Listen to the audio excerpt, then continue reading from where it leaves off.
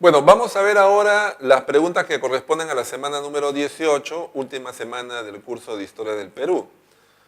Tenemos aquí una primera pregunta, leamos el enunciado que es lo que se señala. Dice, una de las medidas de mayor trascendencia y polémica del gobierno del general Juan Velasco Alvarado fue la reforma agraria. En ese proceso podemos considerar importante, a ver, leamos la alternativa A, dice, la toma de la refinería de Talada por el ejército, celebrada varios años como Día de la Dignidad Nacional. Ese acontecimiento es cierto, ocurrió, pero no está vinculado a la reforma agraria, que es sobre lo cual nos están preguntando. Alternativa B dice, el estímulo a la participación popular mediante el sistema de apoyo de la movilización social, también eso ocurrió en el gobierno de Velasco, pero no está vinculado a la reforma agraria.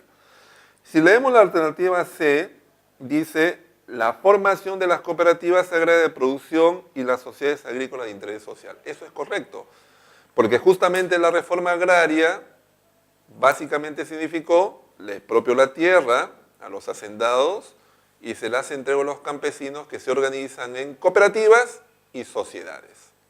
Esa es la respuesta entonces en la pregunta número 1, la letra C.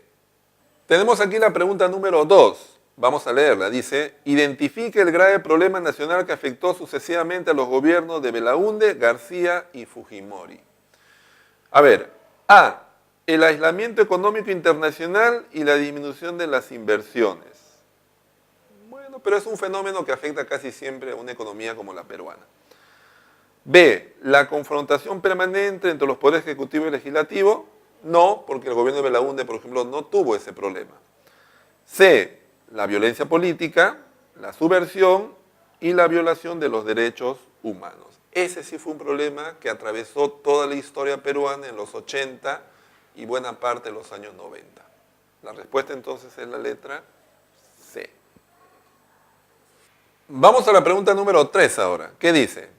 Identifique la institución a la que se refiere el presidente Fujimori en su discurso del 5 de abril de 1992. Bueno, es una pregunta para completar una oración. Vamos a la oración que dice.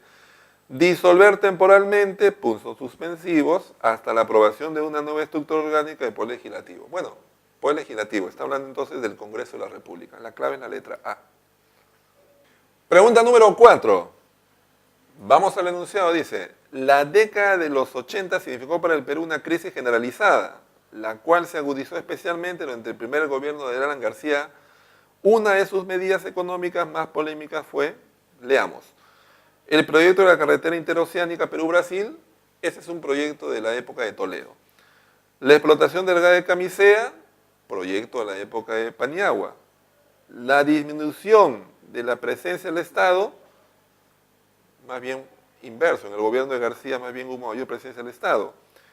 El fin de los subsidios y el control de los precios, todo lo contrario, esa es una característica económica del gobierno de García. La respuesta es la E, la nacionalización o intento de nacionalización de la banca privada. La respuesta es la E. Finalmente tenemos la pregunta 5, el enunciado dice así, la historia de la relación entre Perú y Ecuador está plagada de desencuentros. La última confrontación armada fue la guerra del Cenepa, en 1995. Tras esta guerra, uno de los principales acuerdos entre ambos países fue, creo que eso es claro, que el Ecuador obtuvo 100 hectáreas de propiedad privada en la zona de Tiwinza, ¿no? Una especie de acto simbólico que el Perú, digamos, dio como concesión para poner fin al largo reclamo ecuatoriano sobre la región peruana amazónica. La respuesta entonces es la letra D. Bueno, y con esta semana número 18 estamos terminando ya el curso de historia, ¿no? Por mi parte, digamos, un gusto de haber llevado el curso con ustedes, ¿no? Hemos podido compartir tanto la presentación de las clases como los solucionarios de las preguntas. Simplemente reiterarles mi sugerencia permanente de que hay que repasar, porque el repaso de alguna manera es lo que permite justamente que lo que nosotros estudiamos, escuchamos, leemos, quede pues como un recuerdo permanente que nos pueda servir para enfrentar el examen, que es el objetivo que cada uno tiene seguramente en estos momentos.